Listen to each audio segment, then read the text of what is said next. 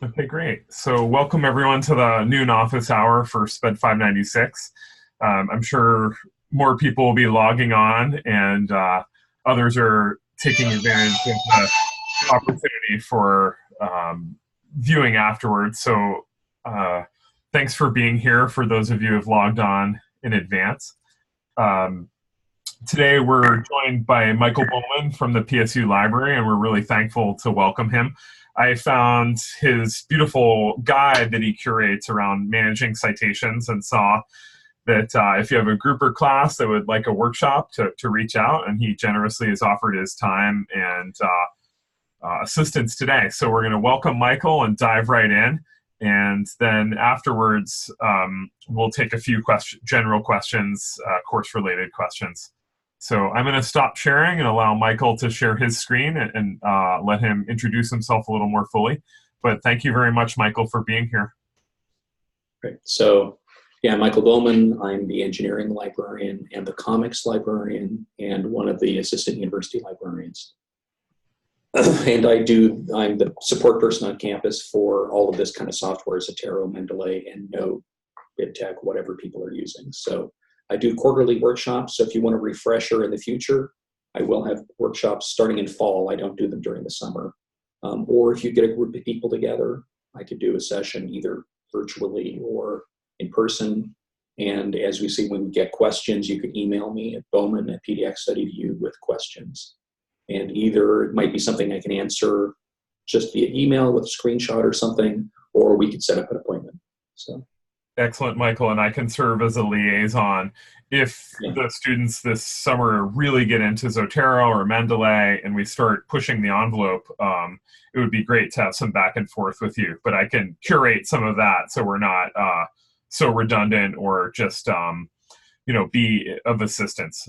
Of course, we encourage students to reach out to librarians, but if there's a request for a workshop or if we really get into it, I think that would be so cool. But that being said, in the fall, many students are completing their master's course sequence, which is a 2-course project sequence. Some of them are in the board certified behavior analyst track. Others are in an early intervention track.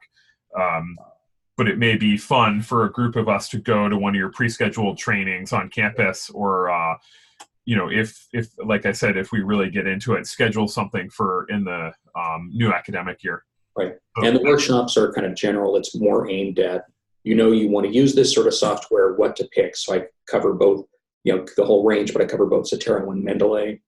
Perfect. And I go through each piece and then talk about the differences between them. It's with the idea that hopefully people can then pick which one's going to work better for them. So at this point, most people go with Zotero. So that's what we're going to focus on here. And I know in college education, there's been some standardizing on Zotero.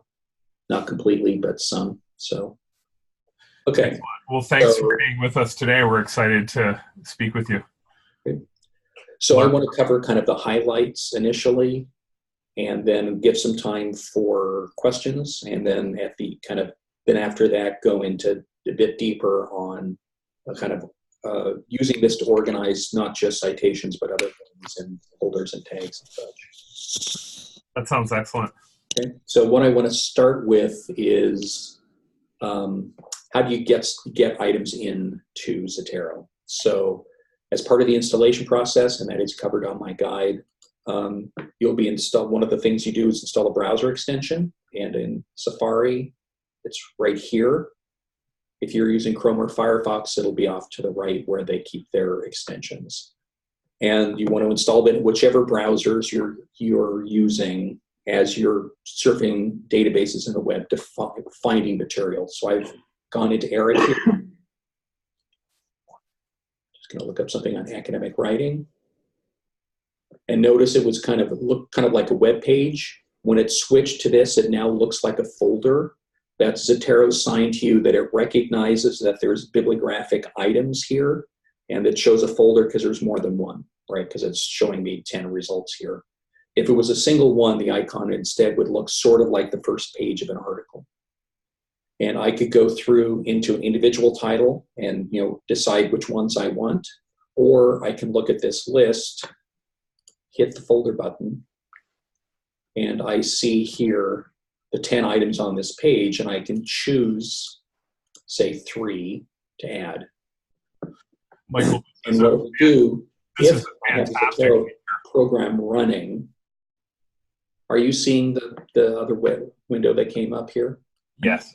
Okay, good. If I have the Zotero program running, what it's going to do is pull the citations for those items down and put them in the program on your hard disk. When you install the program, you're going to be creating an account at Zotero to synchronize your library to their server. If you don't have Zotero running, or if, say, you're in a lab where Zotero isn't installed, which is all the labs, you can install the browser extension. And in that case, it won't download it because the program isn't there. Instead, it will push it across the web to your account on Zotero.org. And then the next time you launch Zotero on your computer, it will synchronize and download everything. So it'll keep everything. If you have a laptop and a desktop, or a computer here on campus, computer at home, or computer at work, it'll keep them all synchronized. So I'm going to click OK. It asks what folder I want to put them in, and they're grayed out here. They kind of get solid as it successfully downloads the item. What this program was originally designed to do was really manage citations. So what it's downloading is the citation information in the abstract, which is what is in this database. It's really downloading the metadata. But if the article, let me restrict this to full text, if there's a PDF, that's one click away, and here we go. Like this one here, if I add this one, since it's only one click away, it will be able to add the PDF as well. So let me just add this last one so you can see what it looks like. So you see the titles grayed out. You see the PDF here. Again, it was grayed out and it got solid. That means it was able to grab not just the citation, it was also able to grab the PDF. This is kind of the way they assume you're pulling things in. There are other methods. Let me download this PDF to show the other one. Once and the download button is not showing up. Okay, let's do it this way.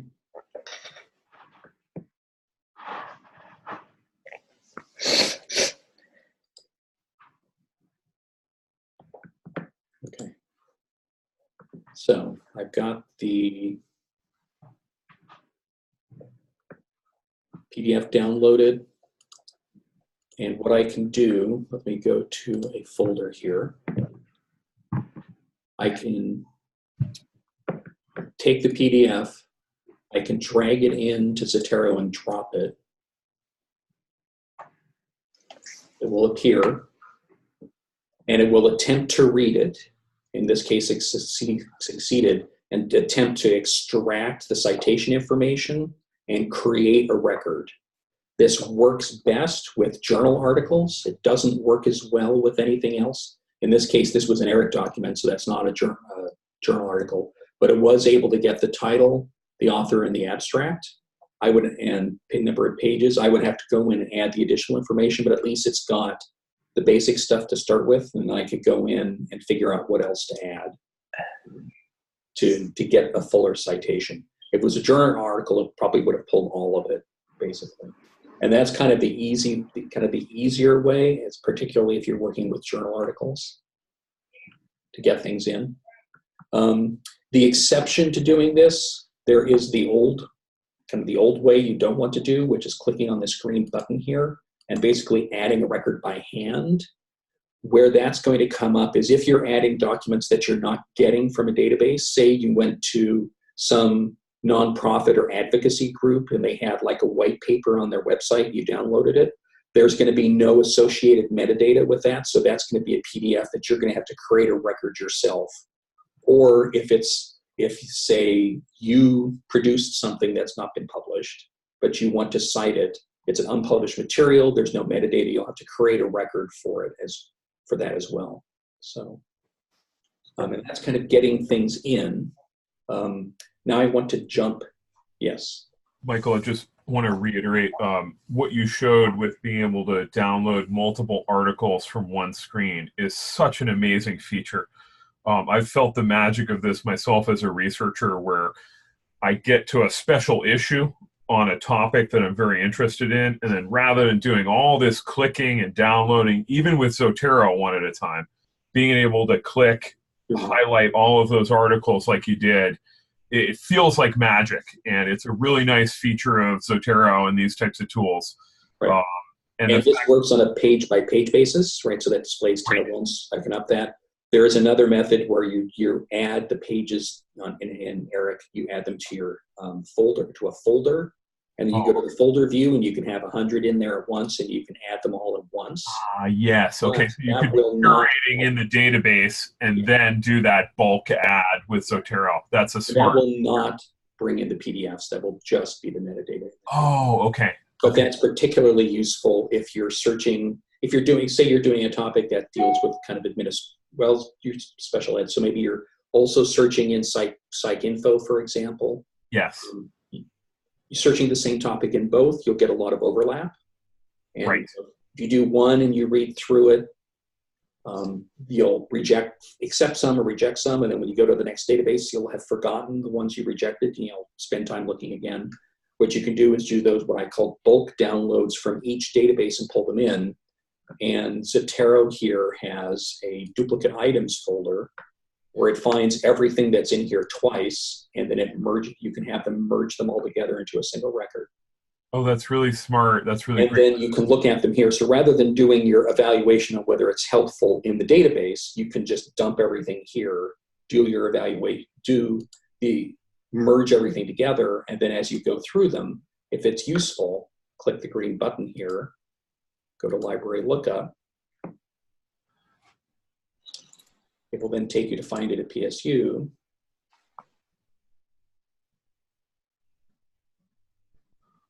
Eventually.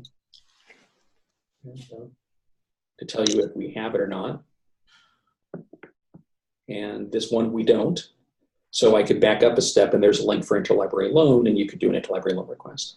In this case, we might have it, again, just like the reading the PDF feature. Find it at PSU is really focused on journal articles. So if it's not a journal, it's less likely to find whether we know whether we have it or not. So in this case, I have to search this separately anyway. So, okay, so I kind of did the getting stuff in. Now let's talk about getting it out. So just to get a sense, when people are writing papers or like a thesis or dissertation, are there people there using Word, Microsoft Word? Kind of raise your hand if you're using Word, or shake your head. Okay. Anyone using Google Docs for that stuff? Okay. Anyone using something else like Pages, maybe? I'm assuming you're Pages. Okay. I assume no one's using LaTeX, since you're not doing equations. Okay. So let's go to Word first.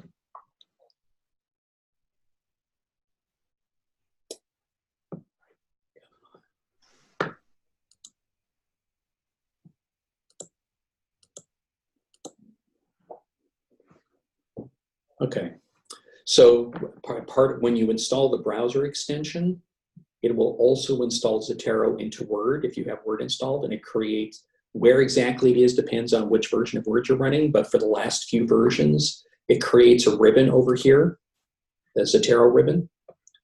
For this to work, you have to have Zotero running on your machine. And then,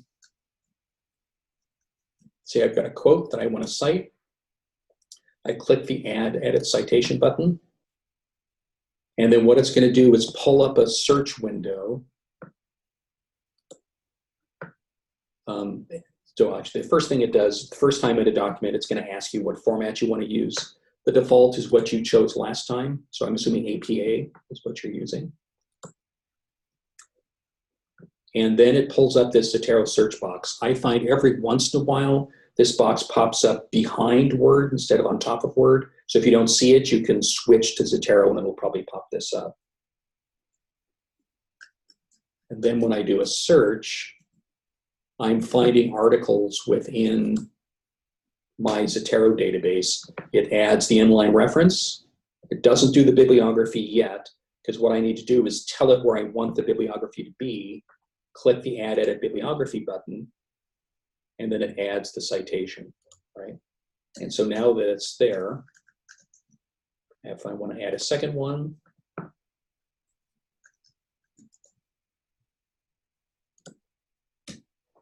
then it automatically updates the bibliography as well. Now, it does it's the best it can. You need to be able to recognize when it's getting it right. The two main problems, one's more important than the other, that happens here is in APA, article titles need to be sentence case, right? Zotero doesn't know whether any given word's proper name or not, whether it should be capitalized, so it just puts out the title as it's in Zotero, right? So in this case, they're both correct, but they might not be. So you need to look at it and see if it's right. These words are not actually in the Word document. It's using mail merge and it's kind of displaying it. So I can't go in here and change this and have this work. If this is wrong, then what I need to do is go back into Zotero and correct it in Zotero. And then that correction will synchronize back into the Word document. The other problem, which is not always a problem, is issue numbers. In APA, for academic journals, you only include an issue number if the journal repaginates every issue. If it doesn't, and most scholarly journals start, volume 87, number 1 starts with page 1, and it just runs continuously for the whole volume and then ends. Problem is, you're not going to necessarily know whether that's the case. So I find on papers, most professors don't care whether it's there, but some might, and if you're submitting an article to a journal, they might. With Zotero, again, it doesn't know either. So if there's an issue in the issue number field, it will stick it in there. So if it turns out you don't want it, then there's two options. You can go to Zotero and delete the issue number. But the problem with that is you might at some point need to cite this in a form which requires issue numbers, and the data won't be there. So the other thing you can do is both of these buttons say add and edit. They also allow you to edit the item. So if I click add edit bibliography here, I can then choose one of the items here and then go in and delete the issue number and click OK. And now the issue number isn't displaying. And I would have to do that item by item. But that's a way to preserve the issue number in Zotero, but not have them where they don't need to be. Yes. Michael, it seems like that might be a really nice feature request to the organization that builds and develops Zotero, that we could have that as an option. I know our guidance with APA format is to be consistent. If you include issue numbers, include them in all your citations. Right. So in this case, that's what it does by default. Right. Yeah. So a little bit technical, but an important consideration for consistency with APA, and Michael's guidance was accurate with APA and what we follow, but certainly for journals, they have pretty strong preferences either way. Yeah. And we typically don't include those issue numbers per Michael's guidance. But right. That being said, if I remember correctly, it's if you have to include some of them, they want you to include it for everything. Okay. So this is stuff I always have to look up in APA, and it's very nuanced. But the big picture message to everyone here is that you have to check your references, that they're not always 100% accurate, and that case issue of having the journal article name or the title rather of the journal article in all caps or being uppercase is not appropriate. That's an inaccurate APA citation. Yeah, everyone notices that right away. So you can also edit. So these are both quotes, right? And so in APA in quotes, you have to put the page number. You need to add to the inline reference. Like select an inline reference and click add edit. And I could have done this when I first added them, but I didn't want to. So I could click the blue, and here's where I get issues. I can add in a page number and see it's adding it on there. I can choose a prefix. So for example, if this is secondary citation, right, as cited in, right, would be at the beginning. If this is the second item from an author in the same paragraph, I'm supposed to not include the author's name in the second and subsequent inline citations, right? So I can suppress the author. It doesn't in this case because I have a prefix, but it would in that case. I click here, hit enter, hit enter. There we go. And then it updates that. Okay. So these are kind of the basics in Word. Let me quickly pop over to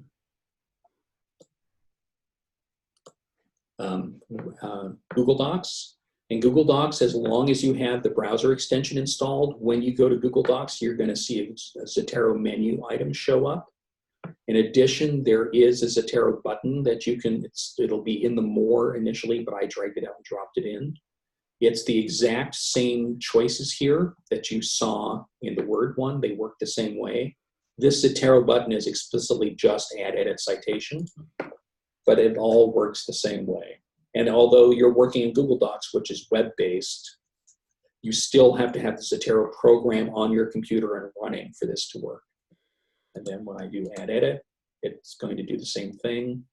The first time it will ask you, we'll do this. The first time you use the feature, it's going to have you log into your Zotero account on the web so it can make the connection between the two.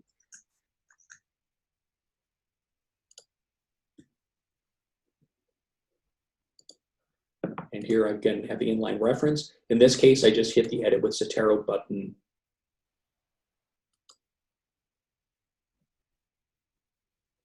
And okay. New machine, so I haven't got it all set up yet. I think I've got a window. Yeah. Let me,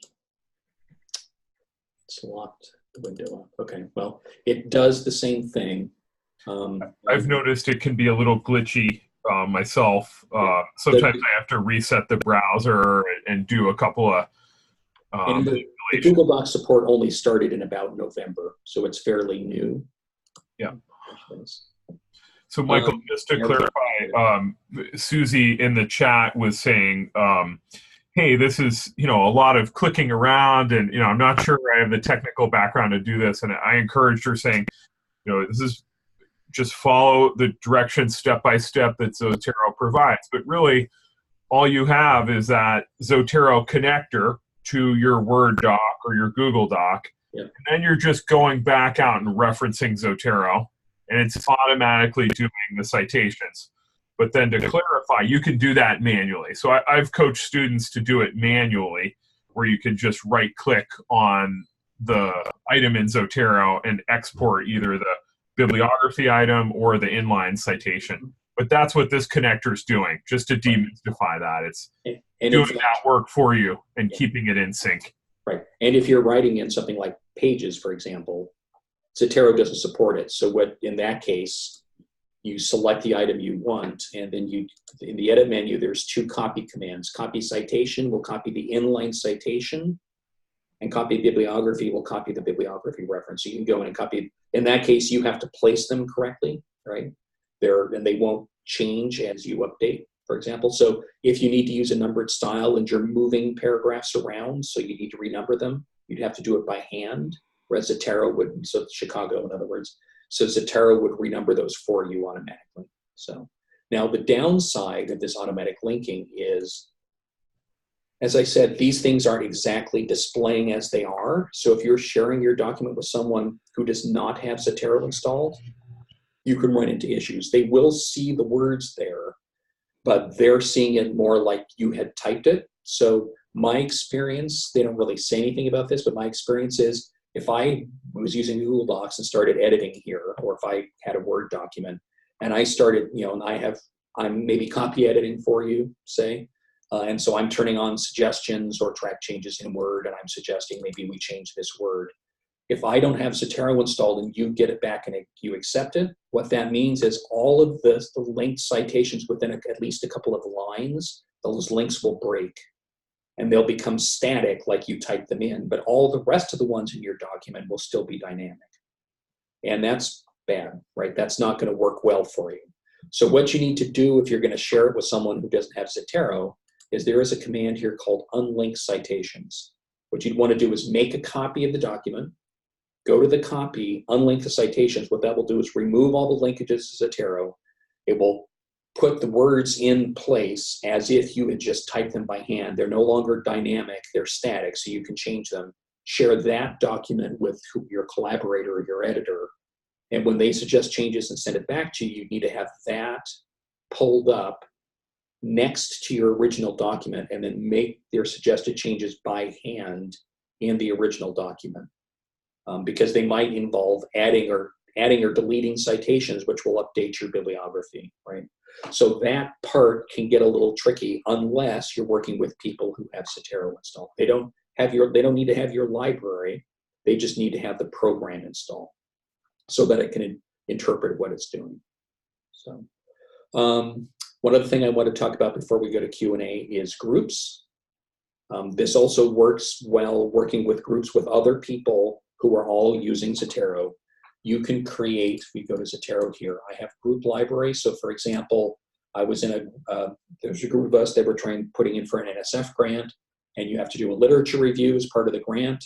So one person created this group, we were all members, and it's a separate library. So it's my library up here, these two are completely separate libraries. As people found things, they added them to this library, and then we all could come in and comment on them. So you can go in and make notes like this, right? So in this case, Brano found this one, and he put a note as to why he thought it would be worthwhile for the lit review. If I had read this one, then I could have come in and made a separate note, started with my name, so what I thought, right? The advantage of that is as I'm looking through, if there's not a note with my name, it's one I haven't read yet. So I know, so it's also a way for me to keep track of which ones I need to read, as well as what my thoughts on its appropriateness are. So this is why you want the web account, so that all these things can be synchronized, because the group is run from the server and utilizes that. So, but it's a good way for a group of people to work together to pull resources together. So now at this point, we'll take a bit of time if you have any questions. And I can't see chat, so if you have questions, just unmute yourself and speak and just ask them and I can answer. Have any questions on any of this so far?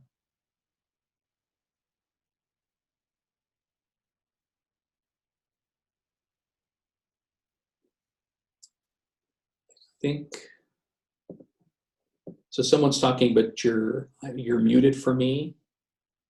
Got it. Yeah. Hi, this is Carla. Okay. So when you are going to input a citation, Mm-hmm. the word citation comes up on your document first. Yeah. I saw that. And Yeah. then what was the next step? Was there something else I needed to do after that? So when I inserted it, it says citation while it's processing it, and it substitutes that with the actual inline citation. Okay. And And it's just a sign that yes, we understood that you're asking, and then it's pulling the information to Zotero. Then it has to format it to your style. Okay. It just takes a few seconds to process. Yeah. Got it. Every time you insert a citation, it checks everything. That's how it refreshes things when you update something in Zotero. That means if you're, say, writing a dissertation, you're putting your 250th citation, it will be a little slower because it has to check all 250 to see if you've made any changes. Unfortunately, there's nothing you can do about that. Okay. Thank you. Luckily, other than like a dissertation, you're not likely to have an article with very, very large numbers of citations unless you're writing a review article. Thank you. Mm-hmm. Any other questions before I get into organizing? Yeah. Amy, I think. Yeah. My question is, when you have, sometimes you'll cite a source multiple times, and if you have, 3 or more authors, you're going to shorten it to using just the first author and then et al. Yeah. How does that work in Zotero? It knows. So in theory, it knows how to do that, and it does do it. So And it even knows if you have an article cited 3 times and you delete one of the entries, it will know not to delete it, right? There is an issue because with APA, I think it's 10 people before you take it down to et al. But for some reason in Zotero, it does it at 6, and there's no way to fix that. So in that case, what you would have to do on the off chance, in education, there probably aren't many articles with 10 or more. Like in physics, it's common because you need that many people to get a grant. So they have like 100. Particle physics, they have like 150 authors on an article, right? Because they're big group projects. So in that case where you have like 7 to 9, right? You'd have to wait till the very end. When you submit a paper, you're gonna be unlinking citations anyway, right? Wait to that point, unlink the citations, and then go back and add in the 7th, 8th, and 9th authors, basically. So, and that's a failing of all of them. There's other programs like Mendeley. They all do that because they use the same back-end style language for the citations. So it's a common problem for all of these programs, not just Zotero. And I don't know why they haven't fixed it, but they haven't. So, Thank you. Okay. Other questions? Yeah. I had multiples of the same article citation. In Zotero? I would just need one, right? Like, yeah. I don't know. I think I was just playing around with it and I ended up with like 3 or 4 of the same. Yeah. Just so delete you can it. click, you see here, you can click duplicate items here. I've got it clicked on the screen and we'll pull up all your duplicates. And you just click one of them and it'll find them all. And you have a merge button that will merge. So I have 10 copies of this particular one. It's one I use a lot as an example. If I click merge items, it will merge them all into a single record. Okay. So, I was going to ask, why would I need 10 of them? you don't want to have 10. Yeah. So you want to merge them because if you do notes on one, those notes won't be on the other ones, right? That's why you want to pull them together. Okay. Any other questions? Okay, let's talk about organizing. So in the past, professors that were, lengthy careers, they've been pulling together resources for a long time. They have filing cabinets with photocopied articles filed in file folders. This lets you manage all of that stuff. You can have your citations in here. You can have your PDFs, obviously. And then you can organize them. And there's 2 methods of organizing. You can create folders, and you can create subfolders under folders if you want to have like a hierarchy, like on the computer yourself. And you can also create tags.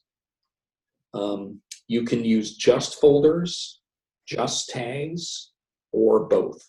An example I use to people for both is, say you have a folder for your dissertation, and then you want to have a tag about why it's there. Why are you considering this for citing in your dissertation? Is it about your methodology? Is it about like topic A of your dissertation, topic B, topic C? So they're all for your dissertation, so you can put them all in the same folder, but then use tags to indicate the differences, why you're using this, particularly for a dissertation, which is a long-term project. Your lit review probably is pretty early. By the time you get further on, you probably won't remember for all of these immediately why you put them there, so using tags to indicate that is helpful. So folders are pretty straightforward. There's just this yellow button here is to create a folder button, and you can drag things over. Let me get out of. You can drag things over, drop them on a folder, and it adds them to the folder. Articles can be in multiple folders at the same time, right?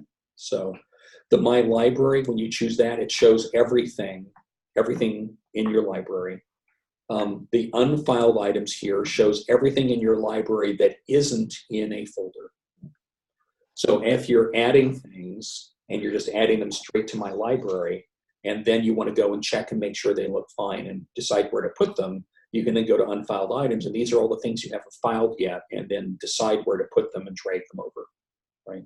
So say I look at this one, this is this topic, this is that topic, right? And they leave the unfiled items smart list as they get added, as they're filed, basically. So it gives you, in getting things done sense, it gives you an inbox that you could then process and put where you want, right? And part of this should include making sure everything's there, everything that you need for the citation is there. So as you look on something, look at the information over here and make sure it has the volume, make sure it has the journal, the pages, etc. So tags are indicated when I'm looking at an item. I have these tags across the top as tabs, and one of them is the tags field. This has a lot of tags already. If you're in one of the library databases and you're using clicking the browser extension button to pull things in, all of our databases, as things get added to the database, subject headings or descriptors are added to describe it. So in ERIC, they get ERIC terms added. When you click that button to pull things in, it will grab those descriptors and automatically put them in as tags. So if pretty much everything you're using is ERIC, then you would have all the, and you're just pulling from ERIC itself, you would have, you're kind of recreating the ERIC thesaurus, the ERIC descriptors within your own database. So the search terms you've learned to use in ERIC would be the same terms you use to search your own database. If you're searching in multiple databases like ERIC and PsycInfo, each record would have, the ones from ERIC would have those tags, the ones from PsycInfo would have those. A merged record would have both of them combined. So that can be useful. It can also be a little overwhelming. There's already a lot of tags here. So when I'm adding my own, say I want to say this about methodology, they just automatically sort alphabetically. So yours will get lost in the list. So what I do is start all of mine with a period, because periods sort to the top. And then it's going to be, so I added dot methodology and it's on the top. So when I'm looking at things over here, this little window down here is all of the tags. So I'm looking at, say I have a project for, what was it, Japanese 510, and these are the articles. These are the tags that have been applied to these articles.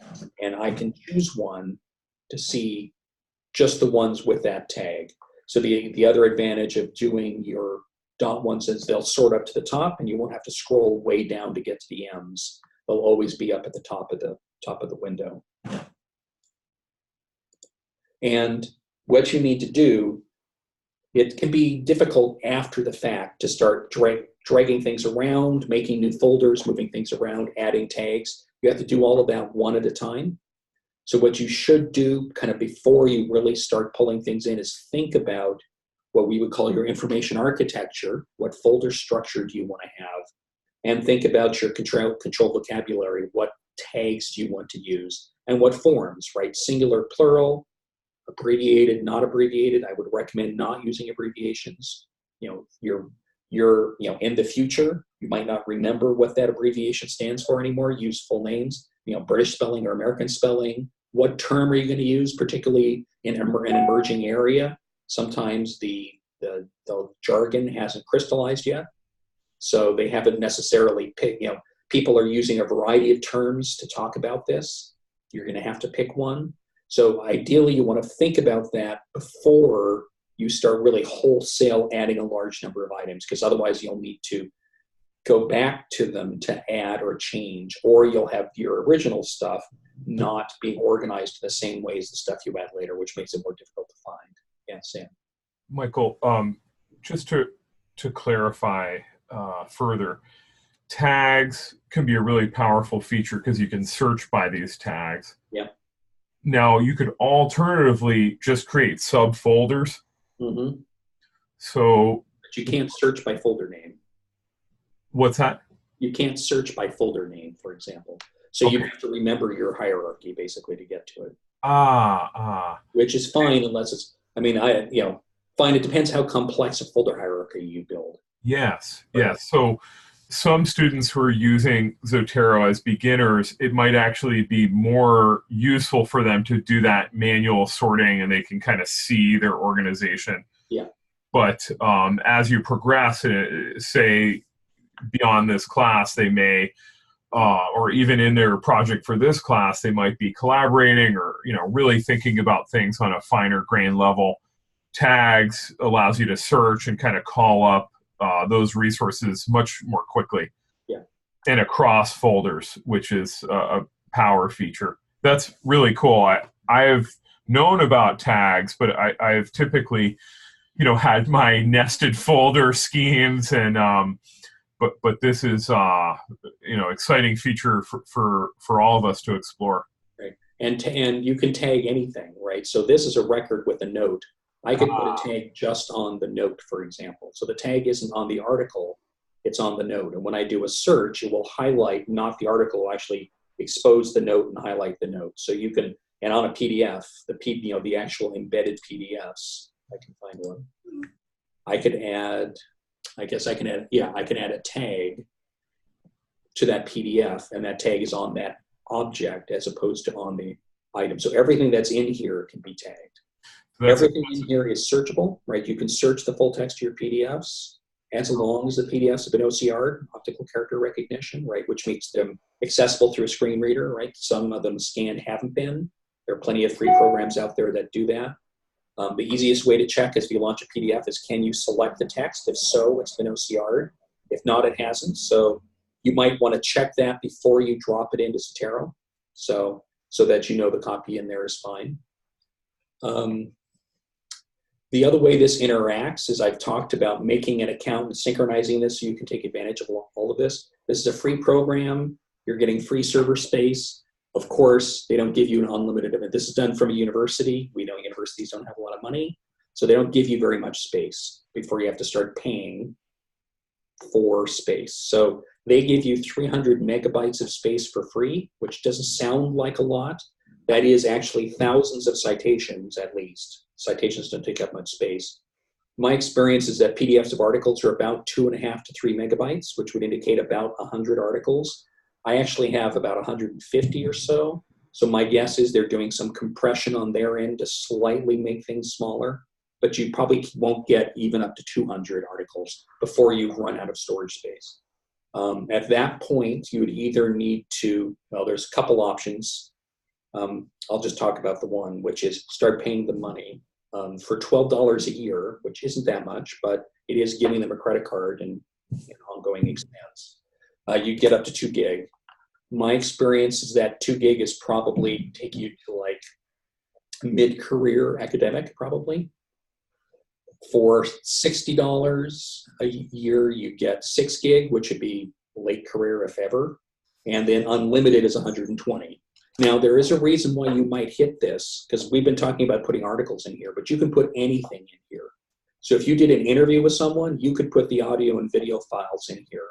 If you ran a survey, you could put the Excel spreadsheet with results. If you put, you can attach any file. Obviously, if you start adding things like audio and video, that will be massive space, and you'll need to jump to unlimited pretty quickly, probably.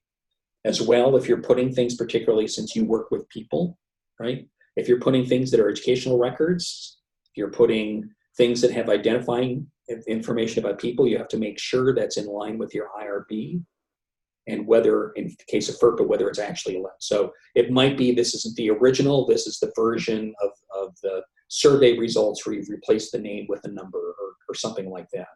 Because this is being synchronized to a server run out of George Mason University, and they don't make any claims that the data is encrypted on there or anything like that, right? So you have to keep that in mind if you're putting data in here. But it is a way to pull all of that together, right? So you just have to think about what sort of data do you have? What security do you need to provide for it, whether it can be here or not? If it works, it can be somewhat powerful to have everything organized together here, particularly because if you're producing work like that, you're probably citing it. So you're going to need to make records for these data sets. You're going to have to cite them in your paper. If you're not doing a survey, probably to not write about it. So you're going to have to cite your own survey. So you're going to need to make a record in here anyway. It might make your stuff more findable for yourself if it's in here. And that's an interesting challenge and kind of use case, Michael. I know some of the early intervention, early childhood students are getting into some qualitative research where they may have some assets or resources or records that they would like in Zotero. It would be kind of a cool exercise. I'd like to take it on myself of kind of syncing up with Google Drive for those resource intensive files, and maybe just having a URL that's then locked down, but you could still have the record in Zotero. So the record would point to the URL. I see you're showing that URL item. So that's that one of the ways you can use Zotero and not pay, is to not put the PDFs in here. Instead, put them on a cloud drive. And I would recommend not using your Google Drive, just because when you leave, that Google Drive is going to go away. And so all those links will, so in general, my recommendation is never use institutional resources for anything like this, unless you intend on retiring from this place. At some point you'll leave, you'll have to remove everything from those and move them somewhere else.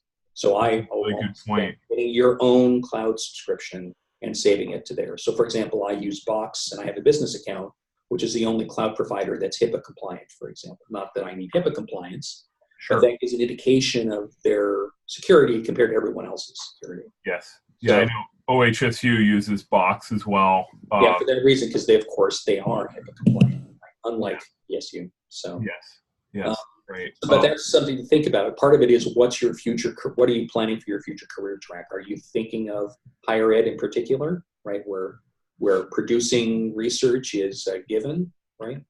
Where you're building up a library that's going to be cumulative over time and referring back to things, then think about that when you're planning, because what solution you come with ideally is going to scale over your career, right? So you need to think about what you think your trajectory is going to be, and if you think it's going to be something like that, then you have to build something that can scale larger, because you're not going to 10 years down the line want to go back and massively reorganize everything.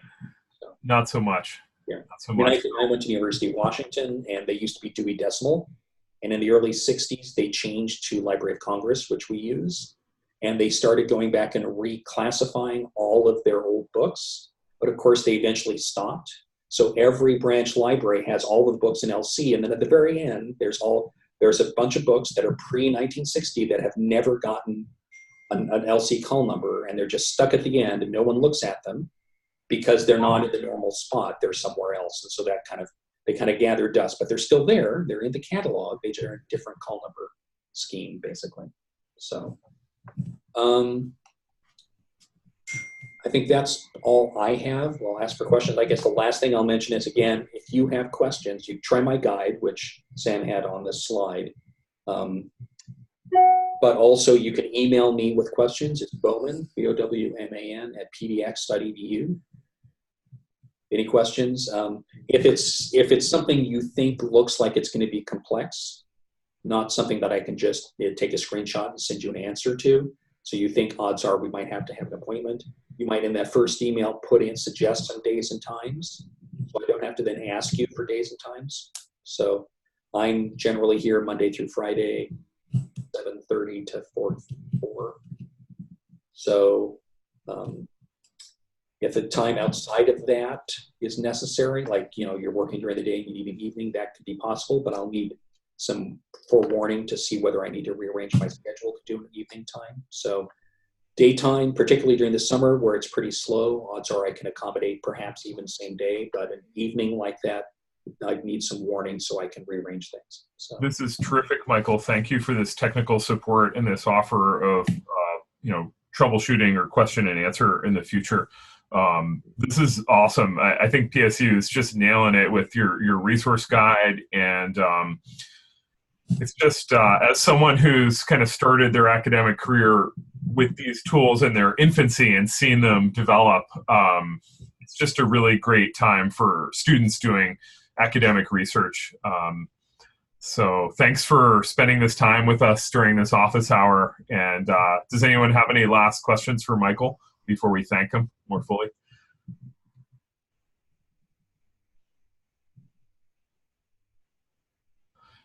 Okay, well, and thank you for all of you students for logging on to this office hour. We're going to stay and discuss any class questions for a little bit.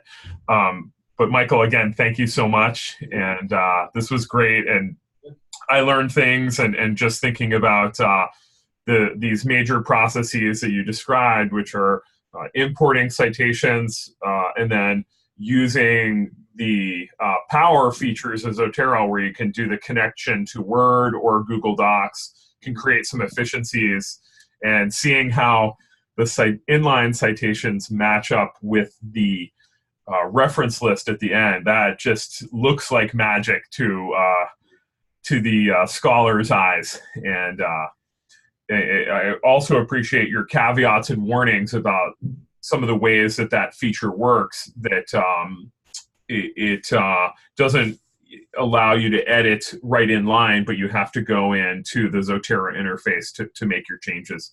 So thanks for those really clear tutorials. That was terrific. Thank you. Again, Michael, thank you for your time and assistance, even though this is actually a lot over my head. It's just so cool to see what can happen and what can you do with all of this. Right. Crazy cool. Great. I think that's a good way of putting it. Crazy cool. And, it's a free program. You install it and give it a try, kind of do things a piece at a time. It's not the best looking interface. It's open source. No one ever works on interfaces for open source programs. But hopefully, knowing what things do will make it easier to follow through and interpret the interface.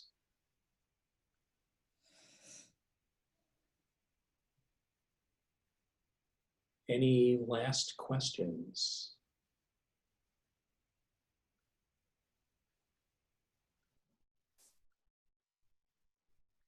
Okay, well, again, Michael, thank you. We'll let you get on with your day.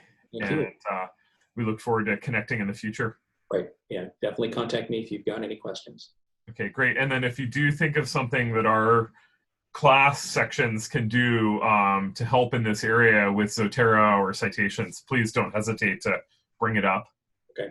The main thing is for anyone else I'm a resource person here, so definitely mention to them they can contact me if people are having problems. And the main thing is people being unaware this software exists and knowing that they can get help from the library for using it.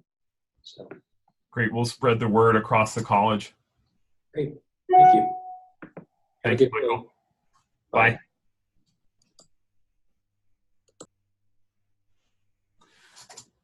Wow, he's really knowledgeable about those tools, and that was great. Thanks, everybody, for showing up to the office hour. I'm happy to answer any questions about the course. I'm going to launch into a share.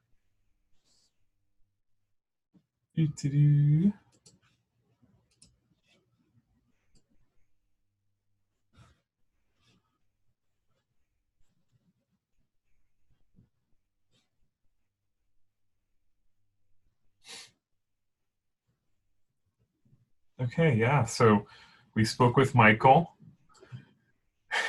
And if there's any questions about D2L and turning in assignments, Slack, and then just to overview, you should have turned in the city training and pay careful attention to the updated directions for that. If anyone needs an extension because of the coordination with the directions, let me know.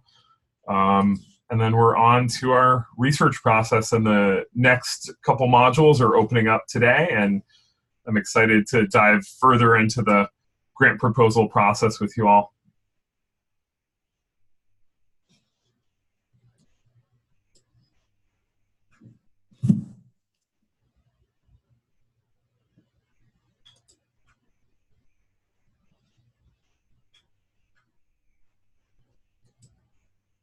Great. Does anybody have any additional questions? Sam, is that what you just said about city questions? Oh, I couldn't quite hear who that was, and I think a couple of... Sorry. Oh, Bessa, okay. Sorry, I was speaking over you. I didn't mean to do that. No. I was wondering what you just mentioned about the city questions. I turned my city in, but I didn't know that there was questions with that. I could probably... I'll be double checking everybody.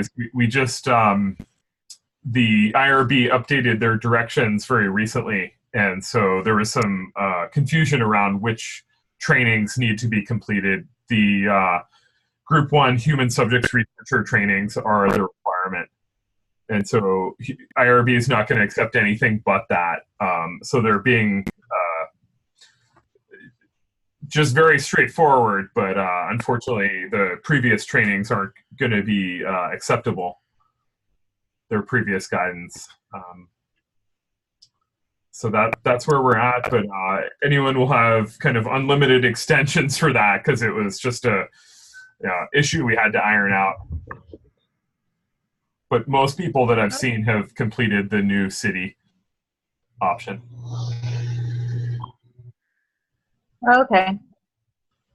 Thank you. I'll double check to see which one I did. Great. Thank you, Bessa, and thanks for your patience. Sam, I did one and, or did it one time. I want to say there were 7 modules and then 3 additional of our choice. Oh yeah, you're speaking about the elective modules? Yes.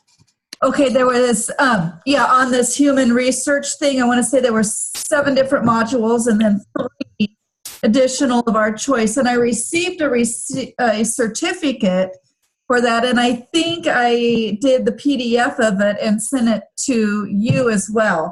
Is that the old stuff or new stuff that actually counts? Would that be okay? What you're describing is the expectation, and so good job if you turned it in through D2L or filing cabinet, if you will. You can go under the tab and go to the assignment, and there's they used to call it Dropbox, but thank you.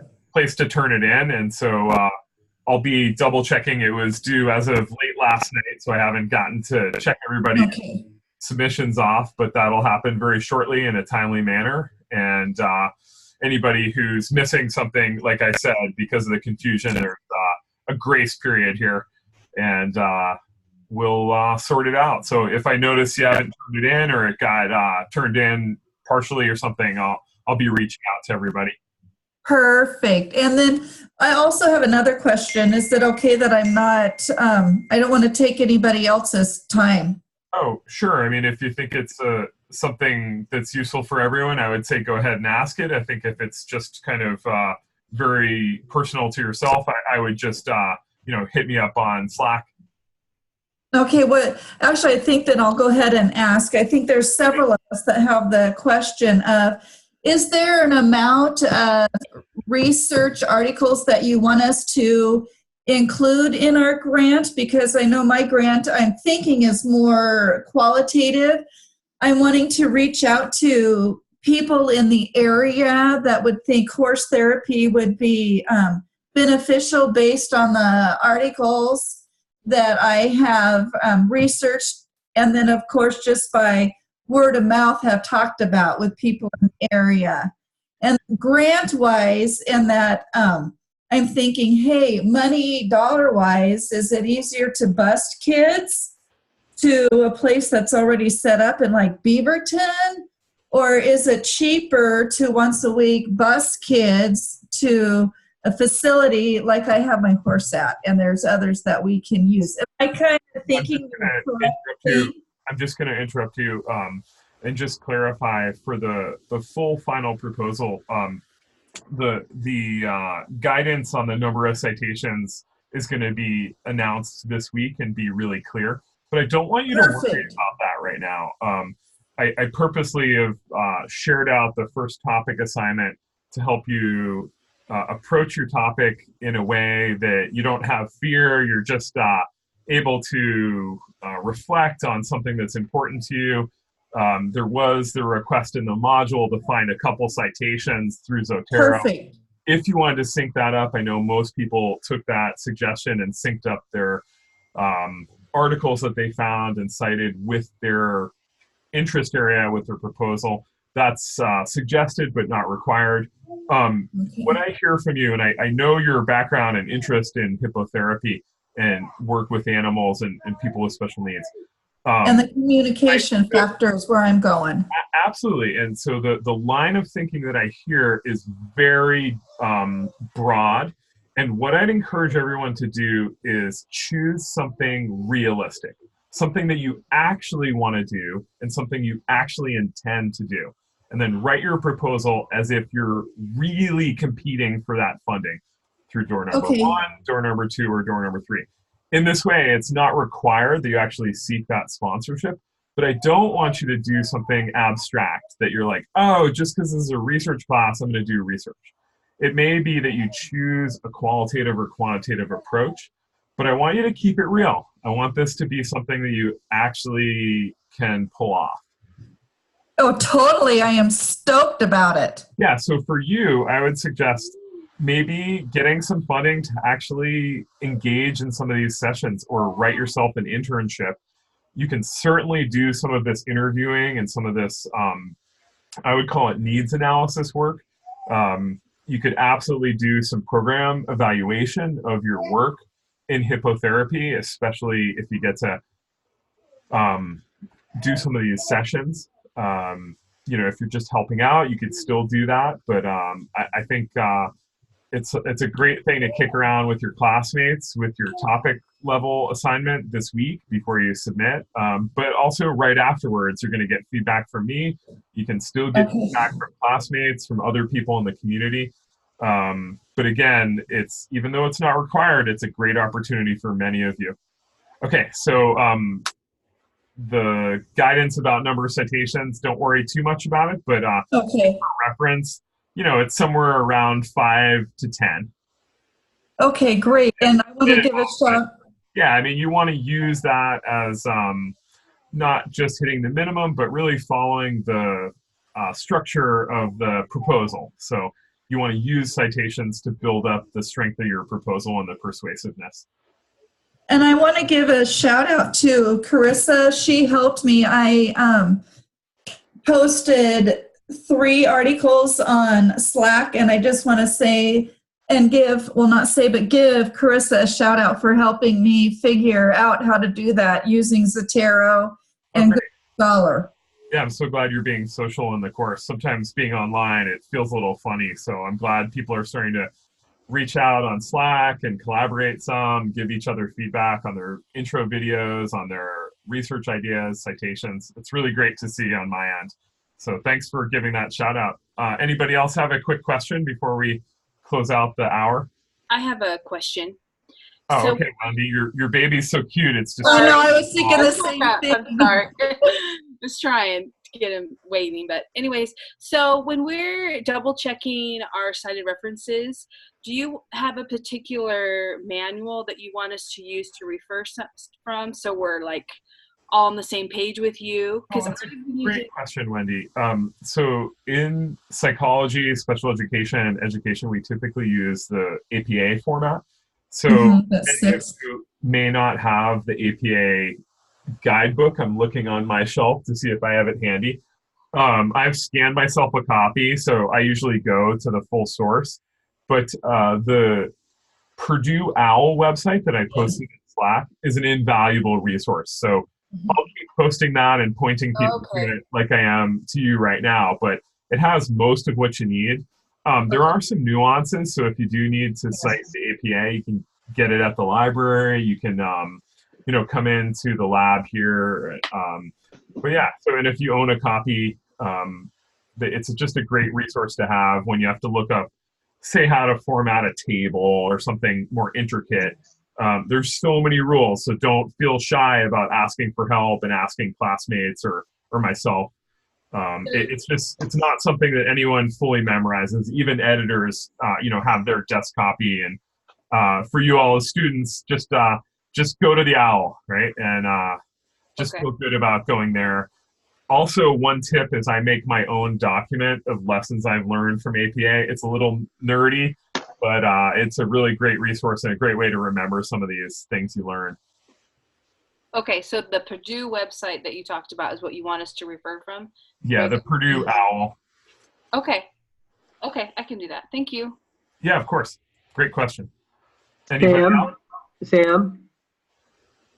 Yes, Dwayne. When we choose a partner for our initial lit review, do we have to be on the same topic? I just want to stop you right there. You're talking about the article review assignment. I just want to clarify because you used the term lit review. And Sorry, you article have review. lit review in your proposal assignment. But yeah. Okay, so for the article, does it have to be the same topic? So for the article, does it have to be the same topic? It Okay. says that you're going to do that with a partner. You have to have the same topic, a shared topic to do your article review. Oh, sure. Yes, Dwayne, in the guidance document for the article reviews, I discussed this briefly in that if you do work with a partner, you might have to compromise. And if you're going to do both article reviews with that same partner, it's a great chance to have your partner pick the first topic of the article or pick the actual article. And then for the second topic, maybe you get to.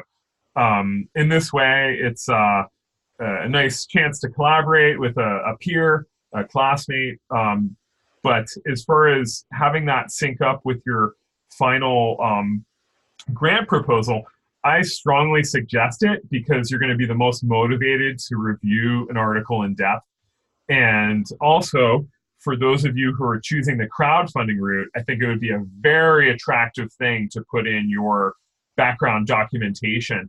The two or the one slideshow that you create for your article review. So I think it could be really compelling to show that you've gone in depth with at least one background resource. So some of you may take advantage of those synergies, but there's no requirement. If there's just an article you're dying to read for something else you're interested in, that's totally cool.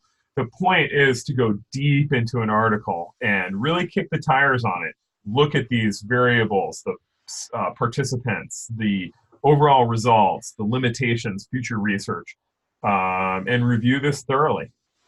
So I don't want you to do it as busy work. I want it to be meaningful, and that's why we scaled it back to 2 article reviews, made it social. So yeah, good question. Thank you. Actually, I have a question along the lane of Dwayne. Susie, I just want to just give a chance. I think Amy has her mic off. Did you have a question first, Amy? Yeah. Here. Oh, yes, I did have a question, but I was wondering if we wanted to talk to you more one-on-one, could we talk in person? I mean, not necessarily in person, but via Zoom, or I guess I wanted to connect with you on some of my ideas, and I didn't want to just use Slack. What's a good way to work with you? Yeah, absolutely. So I've been speaking with many students one-on-one through Slack, through email. I've done a couple of calls. So happy to connect in the modality that you prefer. Okay. And yeah, so Slack also has a audio connection feature. But I believe you guys have both my office and mobile number. So it's something where if you want to just call, I'm either available or not, like anyone, but I'm happy to set up times. Okay, because I would like to go in more depth about what I'm interested in for my grant. Yes. I would like to do it something that I can submit and introduce into the classroom that I work in.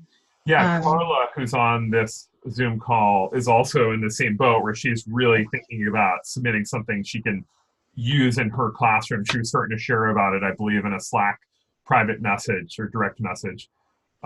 So you're totally on the right track, Amy. And this is one of my favorite things to coach. So I'm happy to speak with you all. Know that there are some kind of bottlenecks and bandwidth limits if everybody reaches out for synchronous phone calls at the same time. But right now it's looking really good. Okay, thank you. I should say that I'm really busy. I'm just teasing you all. But yeah, so reach out. We can set up a time.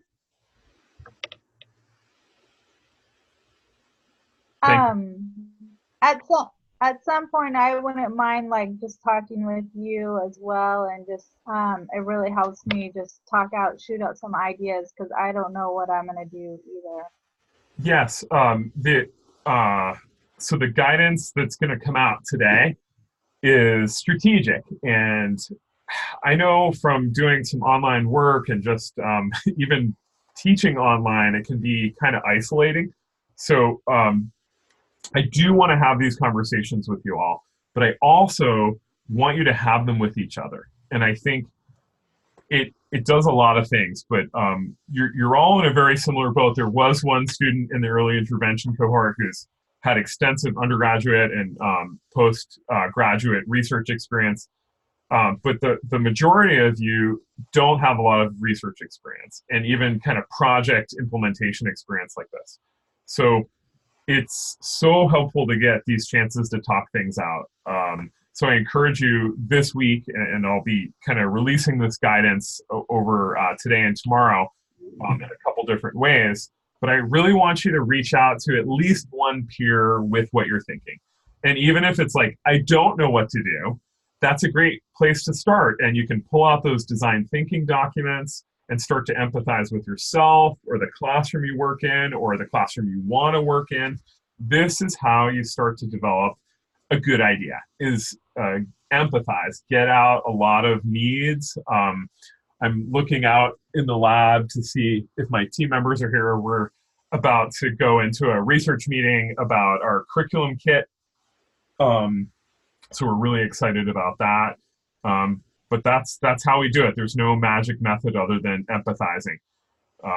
Or sometimes it just hits you right over the head. You see a poster or, see something on TV, or you'll go, oh my gosh, that thing. The other thing to look out for is the things that you take for granted, Bessa. You're like, oh, that's just what I do. It's like, oh no, for other people, that's not their thing. So tap into that. For me, it's shared storybook reading with kids with complex communication needs. I'm like, oh yeah, everybody's doing that now. Well, we do it in a really cool way, and we have some great resources. So we're coming back to that with some of our work. Yeah, so anyways, but I'm also excited to speak with you one-on-one because I know how passionate you are. And yeah, I mean, I'm happy to, you all are very passionate, but it's just some of you I know more than others. So I get excited to hear what your next steps are. So I'm under the impression, though, that we're not supposed to work with people that are in a different session. But like right now, I know Bessa is in a different session than what I'm in. Yeah, so just to clarify, these office hours, we have them shared across the sections of 596. For collaborations, I'd really like for you to stick to the people in your section. If you have a good justification, I'm real flexible, but just for clarity and especially with the EI cohort, they're really kind of staying in sync, and they're going to have some kind of specialty needs. It's a little tricky with the BCBA students having different variations than, say, you,